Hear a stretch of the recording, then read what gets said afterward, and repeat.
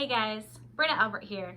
If this is your first time here, I'm a spiritual transformational life coach, and it's my goal for this channel to help you overcome the obstacles that are standing in the way of you living your best and most authentic life. In today's video, I'm going to talk about my dark night of the soul. Now, if you've never heard of dark night of the soul before, another word for it could be awakening depression or spiritual depression. Many times when you have a spiritual awakening, you go through this feeling of euphoria. You are hungry for more. You start asking questions. You understand and believe in your own divinity.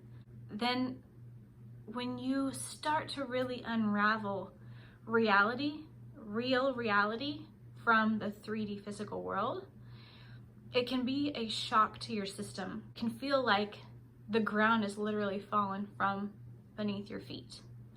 Now, I've talked a little bit about this before, where I first kind of remembered my mediumship, if you will, my ability to communicate with spirits and entities. When that happened is when I kind of stepped away from God and everything supernatural, and I really had a hard time. And I really immersed myself deep into 3D because sometimes, what do they say? Ignorance is bliss. And I wanted that ignorance back. I didn't feel like I was ready for the awakening experience that I had. Now, there have been times where I have actually compared myself with other people and their journeys. And I think that's just a normal human thing to do. Is it good? Is it bad? No, it's neither. It's part of the process. We are in human bodies. We are living a human experience. We're going to experience human things. And that means comparing ourselves to others from time to time. Now, when I compare my spiritual journey with others' spiritual journey, I know people who have had a Kundalini awakening. For those, I say congratulations and I'm sorry. I myself cannot say that I have had a Kundalini awakening. And I used to wonder if the Kundalini awakening was necessary to be on that same level of spiritual growth. And I may still encounter it someday in the future, but for the way that I have lived my life, the things that I have experienced, I've come to the conclusion that it's not necessary if it's not something that you don't want to experience, especially with the energy that we're in right now. Now, if I'm completely speaking another language to you, and you're like, what the heck is Dark Night of the Soul? What the heck is Kundalini Awakening? Let me take a step back. So, all of these things have to do with what you would call a spiritual awakening. Now, a spiritual awakening in its most basic explanation is remembering that you are divine, remembering that you are eternal.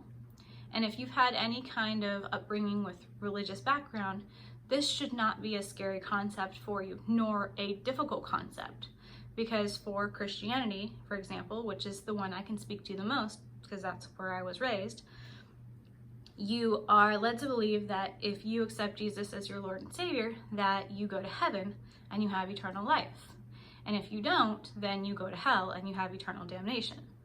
Either way, you already have this foundational belief that your soul is eternal. So when you are somebody who has had at least some exposure to religion, it is not that great of a jump to say, I recognize the divinity in me and I understand that I am a soul. I don't have a soul, I am a soul, I have a body. I am not this person, this human in this 3D experience. There is more to me on a cosmic level. So a awakening or a spiritual awakening is more the real understanding and acceptance and remembrance that you are more than your physical body. So there are different levels of spiritual awakening as you dive deeper. And a lot of times we think about spiritual awakening as external, outside of yourself, the cosmos, your connection to God, the divine spirit, source, whatever you want to call it. But really, those awakenings are internal. You go deep, you dive deep.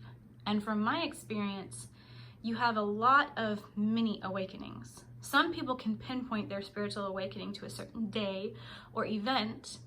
Some people have little mini awakenings through their entire existence. I'm one to say that I have had many small awakenings throughout my existence, throughout my journey, throughout my life.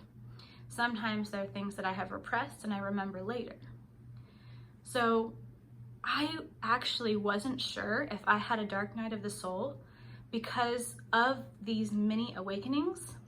I struggled a lot with depression once I hit puberty. A lot of it has to do with hormonal imbalance, but you can manifest externally what is going on internally as well. And there was a lot of confusion about who I was. And if you have watched any of my chakra videos, then you would understand that the crown chakra, if you suppress your truth and you suppress knowledge, that it can lead to a lot of things that you don't necessarily want to experience, like dementia, Alzheimer's, things like that. Now, that's not to scare you by any means, because as long as you continue to learn and as long as you continue to be open-minded, that's never anything that you need to worry about. It's when you suppress the truth that you know and you suppress yourself, your truth of who you are.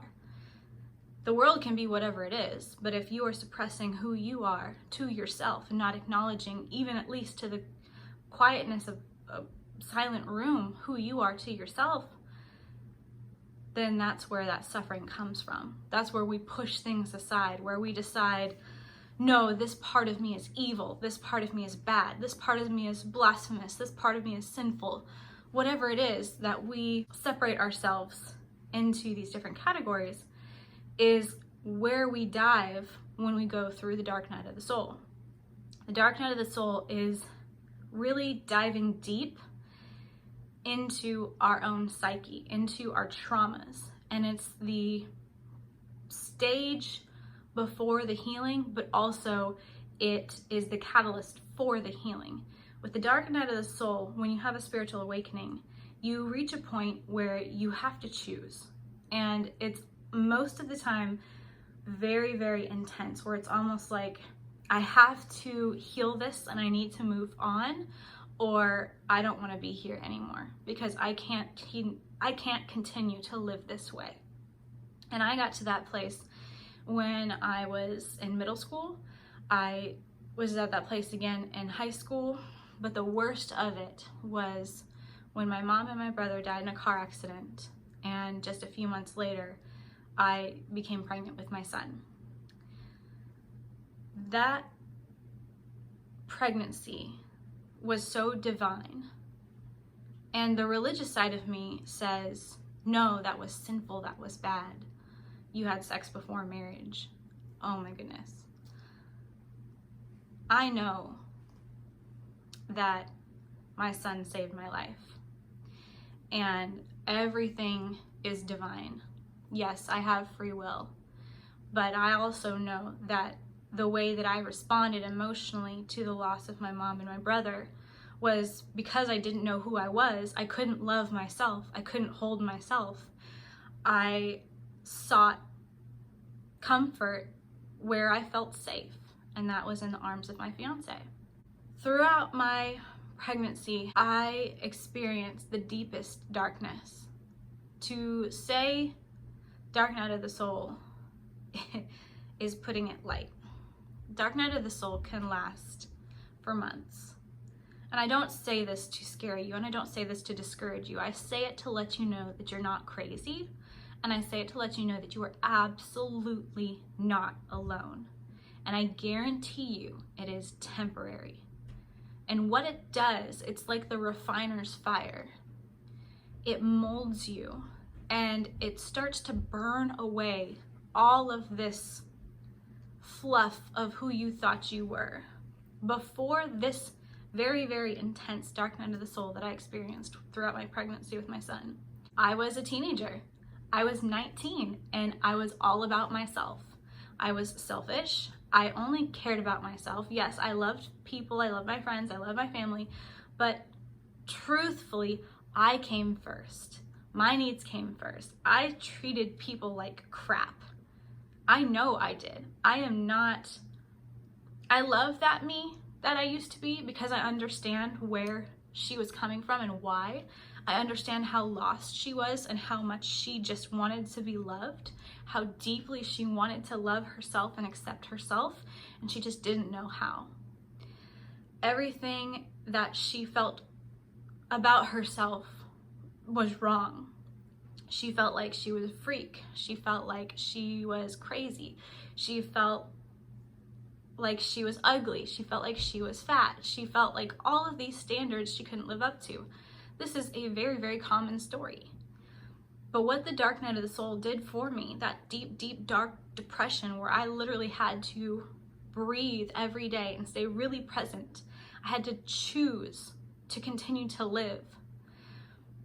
I do believe that if I was not pregnant with my son, it would have been too easy to not choose to live anymore. It would have been way too easy. Living across the country without my family, my mom, who was my best friend, was gone. My little brother was gone. It would have been too easy. But being pregnant with him, I had a reason to live. I had a reason to continue. I had a reason to choose that other option, to dig deep with everything and find out really who I was and what I was made of. That refiner's fire held me and it burned, and I cried a lot during that time. It is the darkest memories that I have in this life. And you know when it ended? For me, this is my story. I can only share my story. The moment I gave birth to my son, I felt unconditional love for the first time in my life. I cried when I held him, and all that darkness, it's like the clouds parted and the sun came out and evaporated all of the clouds. I had joy back in my life. Joy, not just back in my life, but for the first time in my life. I experienced purpose for the first time in my life. Now, that can also go a couple different ways, because you can end up putting your identity in that and hyper-focusing on that, which is neither bad nor good either, because it is also a means of self-protection and preservation. But I couldn't allow myself to get lost and sucked back down with having my value in being a mother. Being a mother brought me out of the dark night of the soul, but it's not where my value comes from. I had to recognize where my value was. Now, did I know where my value was in that moment? Absolutely not. But the following years laid the cornerstones, laid the pathway, the foundation for me to follow and find myself as I went. Now, so many things happen. That little baby is now 13 years old as of December 2019. So it's 2020 now. He'll be 14 this coming December. So a lot of time has passed. A lot of things have been felt. A lot of experiences have been had. More refiners' fires have been felt. More mini awakenings have been experienced. Y'all have heard some of my supernatural stories that have taken place since then as well. So that is just the beginning. You can have multiple mini dark night of the soul. You can have those experiences if you want to have them, or if you just finally decide, I'm done having this experience. Now you can move on and you can really understand the lesson. So with that, I'm going to fast forward way into the future, 12 years into the future, to something that happened last year. I was laying in my bed, and it was while I was going through my life coaching school. And I have a group, we all have a group of 3 to 4 members, and they're called your partners in shine. And as you're going through this program, You talk to your partners in shine at least twice a month, kind of help each other out with homework, coach each other through different things, and they're really just your support system. And there are two ladies that are my partners in shine. And I'm sure they would not mind me saying their names, but Jody and Olga, I want to give y'all shout outs for being my soul tribe. Y'all are my sisters, and I cannot thank you both enough for being here with me. They were witness, not face to face, but they were the only ones I could tell at the time that I experienced this thing because it was so intense. But this is where shadow work really comes in. And the reason I'm bringing this up is I don't want you to misunderstand shadow work for the dark night of the soul, because they are very different. The dark night of the soul is the catalyst that leads to healing. Shadow work is the healing. Shadow work is the diving deep, and I've talked about shadow work before. But when I was laying on my bed, Stan, my husband, was asleep, and we bless the house pretty often, pray over it, burn sage, things like that. So our house is not a hot spot for negativity. And when there is a negative entity that comes into this space, it's either really, really powerful or it's connected to one of us, which generally it's connected to one of us, because even the really powerful ones, they don't want to risk their polarization. So I'm laying on my bed and Stan is asleep, my husband, and the room is dark. Now this is not unlike most nights. I would love to tell you that I sleep soundly every night. I see and or am aware of entities moving about the room just about every night. Maybe not every night, but just about every night. They used to scare me until I learned that they are actually what I call my family of light. You could call them angels, guardian angels, ancestors, my guides, whatever verbiage, vocabulary works best for you. They are loving, benevolent beings that assist and protect us. And so from time to time, you might see them moving around the room.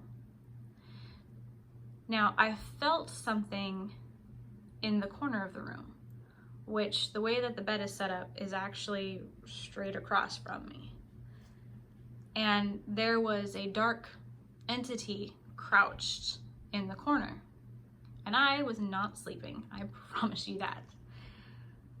I don't know why I didn't get the sensation to run, perhaps because it was right by the door. I would love to tell you again that I am very courageous, and that is not the case. There's many times I ran. This entity was humanoid, but in an animalistic posture.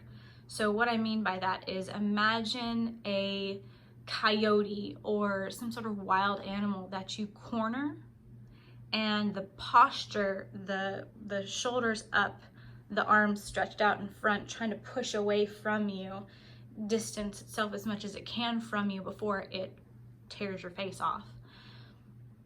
It had that kind of posture to it, very, very humanoid, but animalistic in nature, where, again, like, it was the attack, almost, was about to attack. And I looked at it, and I could see that it was female, or at least it appeared as female, and there's very grotesque features to it, not unlike a Hollywood zombie or demon, just a really distorted face. And I looked at her, and I don't know what it was, but something in my heart had compassion. There was fear, there was absolutely fear. And there was a little bit of curiosity and compassion. And the more I looked at her, the more she tried to look away. And then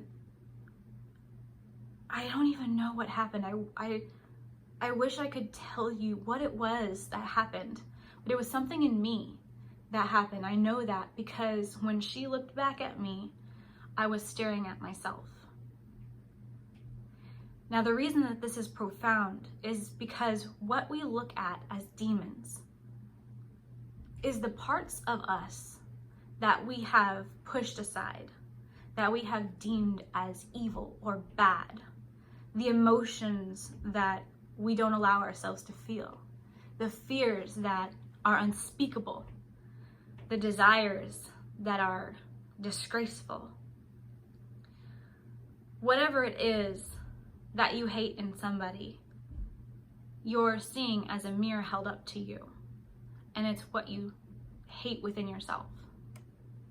And if you think I'm wrong, the next time you think of somebody that you hate, ask yourself what in them is also in you. So with unmasking myself, unmasking this demon, or realizing that she was me, she left. Because I had compassion for her. Immediately, the moment that I saw it was my face on her, I knew she was me. I knew I was looking at the wounded part of me. My heart broke for her. And there was nothing but love. There was no judgment. And she left. Because I was able to let her go. Because I no longer hated her or saw her as evil or bad or a threat. I saw her for what she was.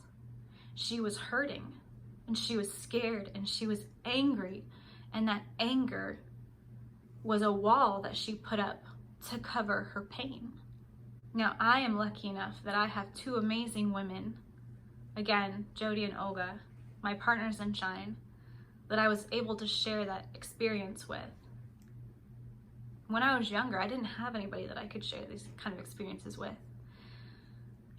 People would either humor me and say the whole, I believe that you believe it, or think I was crazy, or a very common one, very common, is that I was demon possessed, demonic, a witch. Again, I know many witches, and they're wonderful people. So that's kind of insulting to witches. But I'm so grateful for everything that I've gone through. Every fear that I've overcome, and every fear that's yet to be healed. Without going through the dark night of the soul to be my catalyst on this journey of self-discovery and healing, of finding the part of me who can talk about this stuff on a video for YouTube and the world to see, who's no longer afraid and who's no longer being a hypocrite, talking about, let me help you overcome the obstacles that are standing in the way of you living your best and most authentic life. When here I was, hiding my most authentic self out of fear. I'm so glad to say I'm not there anymore. And I don't hate that part of me by any means. I completely understand why I was afraid. My perception of the truth or my experiences allowed me to feel those feelings. I don't judge those feelings, but I changed my belief. And my belief is that I am whole. My belief is that I am not crazy. That one I still struggle with sometimes. But all joking aside, I changed my belief that I am an outcast. I changed my belief that I am a freak and I am unlovable. I changed my belief that I am evil. I don't subscribe to those anymore, which means that I'm no longer afraid of anybody else thinking them about me. Because ultimately, it's not all of you that I was afraid of labeling me that. It's what I was afraid I was. And I was afraid of it being pointed out to me. I don't know if you've ever experienced or you've ever done self-deprecating humor before. And it's the idea that you point out your flaws so that other people don't get the chance to point them out. We want to put it out there first before anybody gets the chance to hurt us. But I don't need that anymore. I used to shake people's hand and say, "Hi, my name's Brittany. I'm socially awkward. It's nice to meet you." It would make them laugh and it'd make me laugh, and I felt like it was okay. It was my icebreaker to be myself. A little odd, a little weird. I don't do that anymore. Hi, I'm Britta. I'm a spiritual transformational life coach. Welcome to the party. So I hope that this helps somebody out there, whether you're going through a dark night of the soul, or if you're wondering if you have gone through a dark night of the soul, or you know somebody who's going through a dark night of the soul. It is temporary. It is not fun. I will not sugarcoat it, but I can look back on it with so much love and say I'm so grateful for what I went through, because it freed me of so much, to where I can finally start to do the shadow work that's really opening up freedom. I love you all. I hope you have a wonderful evening. And again, if you are new here, go ahead and hit the subscribe button. And if this video resonated with you, hit the thumbs up. And the person that pops into your head right now is the one that needs to hear this message. Don't second guess yourself. Don't judge yourself. Don't be fearful. Whoever you're thinking of in your mind right now needs to hear this message for one reason or another, whether it's to plant a seed, or whether it resonates with their soul and they're not even aware of it yet, or whether they desperately have been asking for somebody to tell them something. Share this video with them, and let's continue to grow this community. I love you all, and I'll see you next time.